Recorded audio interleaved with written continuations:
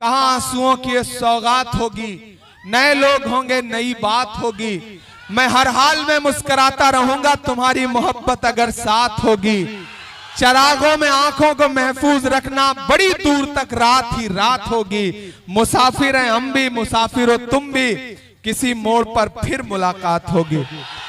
सुनेंगे दोस्तों इमरान प्रताप बरी की एक नज़म जो बिहार चुनाव को लेकर कही है। उससे पहले बेहतरीन बात सुनते हैं। अगर मौत के बाद अपनी मर्जी की जिंदगी गुजारना चाहते हो तो मौत से पहले अपने रब की मर्जी की जिंदगी गुजार लो। चले पहले सुनते हैं इमरान भाई की नज़म। तो आपसे गुजारिश है वीडियो को लाइक कीजिए और चैनल को जरूर सब्सक्राइब कीजिए। के कहाँ सोया है चौकीदार, कहाँ सोया है चौकीदार, विजय माल्या नाक के नीचे से हो गया फरार। कहाँ सोया है चौकीदार, कहाँ सोया है चौकीदार, के चाय बेचने वाला पूरा भारत बेच रहा है।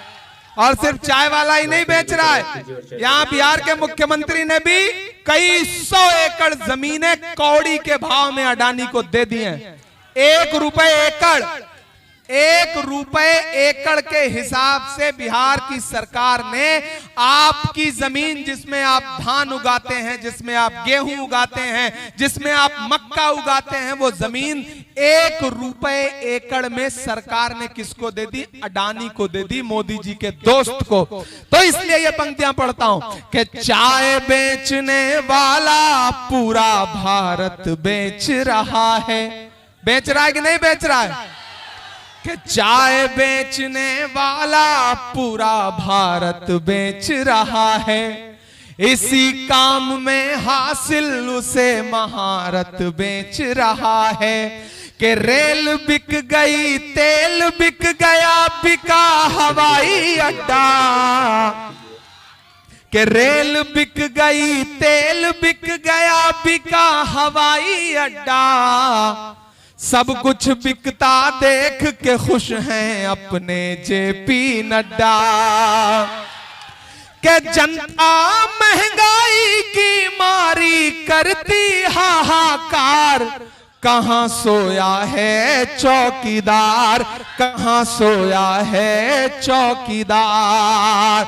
यहां से वहां तक उठाइए अपना एक एक हाथ और दिलाइए भरोसा, दिलाइए भरोसा कि आपका एक एक वोट जब घर से निकलेगा तो वो गरीब दास के लिए हाथ के पंजे के सामने वाले बटन पे दबेगा।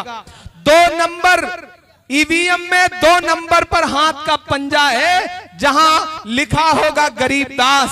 घर से बाहर निकलिए, अपने इस बेटे को जिताइए। और आज से ये चुनाव सिर्फ गरीब दास का चुनाव नहीं है, आज से यह चुनाव आपका है।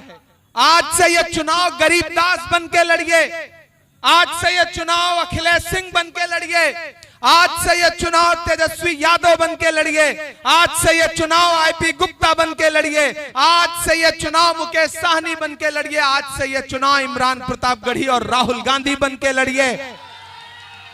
आपके फोन में जितने भी कांटेक्ट हैं, आपके व्हाट्सएप पे जितने भी नंबर हैं, आप फेसबुक पर, सोशल मीडिया पे, आज से इस बेटे के लिए आपको यह चुनाव आपको लड़ना पड़ेगा। यह चुनाव आपका है, इस भाई को जिताइए। आज पहली बार हम लोग आए हैं, आखिरी बार नहीं आए हैं। चुनाव से पहले एक बार फिर आएंगे आपके बीच में, कोई कोर कसर बाकी नहीं रखेंगे। पूरी लीडरशिप आएगी, पूरी कांग्रेस पार्टी आएगी, तेजस्वी जी आएंगे, गठबंधन आएगा, सबका सहयोग है। गरीबदास के लिए आज से यह चुनाव लड़िए, इस भाई को जिताइए। कहाँ आंसुओं की ये सौगात होगी, नए लोग होंगे, नई बात होगी। मैं हर हाल में मुस्कुराता रहूंगा, तुम्हारी मोहब्बत अगर साथ होगी। चरागों में आंखों को महफूज रखना, बड़ी दूर तक रात ही रात होगी। मुसाफिर हैं हम भी, मुसाफिर हो तुम भी, किसी मोड़ पर फिर मुलाकात होगी। दोस्तों इमरान भाई की नज़म सुनने के बाद आप अपनी राय में क्या करना चाहते हो वो नीचे कमेंट बॉक्स में जरूर बताएं। आइए दोस्तों दीन की बातें किताब से जिन लोगों को ज़कात देना जायज़ है उनका बयान सुनते हैं। मसला सैयदों को और औलियों को इसी तरह जो हज़रत अब्बास या हज़रत जाफ़र या हज़रत अकील या हज़रत हारिथ बिन अब्दुल मुत्तलिब की औलाद में हों उनको ज़कात का पैसा दुरुस्त नहीं। जैसे नज़र, कफ़ारा, उश्र, सदका, फ़ितर और उसके सिवा और किसी सदका खैरात का देना दुरुस्त है। मसला घर के नौकर चाकर, खिदमत गार, मामा, दाई, खाई वगैरह को ज़कात का पैसा देना दुरुस्त है, लेकिन उनको तनख्वाह में हिसाब न करे बल्कि तनख्वाह से ज़ायद बतौर इनाम व इकराम के दे और दिल में ज़कात देने की नीयत रखे तो दुरुस्त है। मसला किसी औरत ने जिस लड़के को दूध पिलाया है उसको और जिस औरत ने बच्चे को बचपन में नम को दूध पिलाया है उसको भी ज़कात का पैसा देना दुरुस्त है। मसला एक औरत का महर 1000 रुपया है, लेकिन इस औरत का शोहर हर बहुत गरीब है कि अदा नहीं कर सकता, तो ऐसी औरत को भी ज़कात का पैसा देना दुरुस्त है। और अगर इसका शोहर अमीर है लेकिन महर देता नहीं या उसने अपना महर माफ़ करा दिया तो भी ज़कात का पैसा देना दुरुस्त है। और अगर ये उम्मीद है कि जब मांगे तो वो अदा करेगा, तामुल न करेगा, तो ऐसी औरत को ज़कात का पैसा देना दुरुस्त नहीं। मसला एक शख्स को मुस्तहक समझकर ज़कात दे दी, फिर मालूम हुआ मालदार है या सैयद है, या अंधेरी रात में किसी को दे दी, फिर मालूम हुआ कि वो तो अमीर ऐसा रिश्तेदार है जिसको ज़कात देना दुरुस्त नहीं, तो इन सूरतों में ज़कात अदा हो गई, दोबारा अदा करना वाजिब नहीं। लेकिन अगर लेने वाले को मालूम हो जाए कि ये ज़कात का पैसा है और मैं ज़कात देने का मुस्तहिक नहीं हूँ तो न ले और फेर दे, और अगर देने के बाद मालूम हुआ कि जिसको दिया है वो काफिर है तो ज़कात अदा नहीं हुई, फिर अदा करे। मसला अगर किसी पर शुबा हो के मालूम नहीं मालदार है या मुहताज है, जब तक तहकीक न हो जाए उसको ज़कात न दे।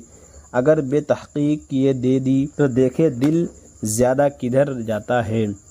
अगर दिल ये गवाही देता कि वो फ़कीर है तो ज़कात अदा हो गई, और अगर दिल ये कहे कि वो मालदार है तो ज़कात अदा नहीं हुई, फिर से दे। लेकिन अगर देने के बाद मालूम हो जाए कि वो गरीब ही है तो फिर से न दे, ज़कात अदा हो गई। मसला ज़कात के देने में और ज़कात के सिवा और सदका खैरात में सबसे ज़्यादा अपने रिश्ते नाते को लोगों का ख्याल रखो कि पहले उन्हीं लोगों को दो, लेकिन उनसे ये न बताओ कि ये सदका और खैरात की चीज़ है ताकि वो बुरा न माने।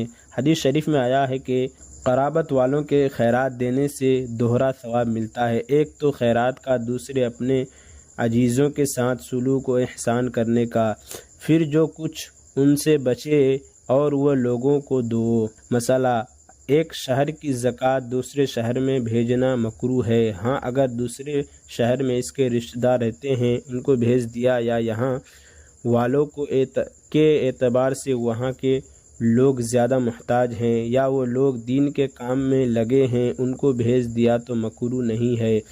तालिब इल्मों और दीनदार आलिमों को देना बड़ा सवाब है। दोस्तों, इसी वीडियो के लिए हमारे इस प्यारा से चैनल को ज़रूर सब्सक्राइब करें। मिलते हैं और दूसरी वीडियो के साथ, तो जब तक के लिए दीजिए मुझे इजाज़त और रखिए अपना ख्याल। आप देख रहे थे साकिब मीडिया और मैं आपके साथ मोहम्मद साकिब। अस्सलामु अलैकुम रहमतुल्लाहि व बरकातहू।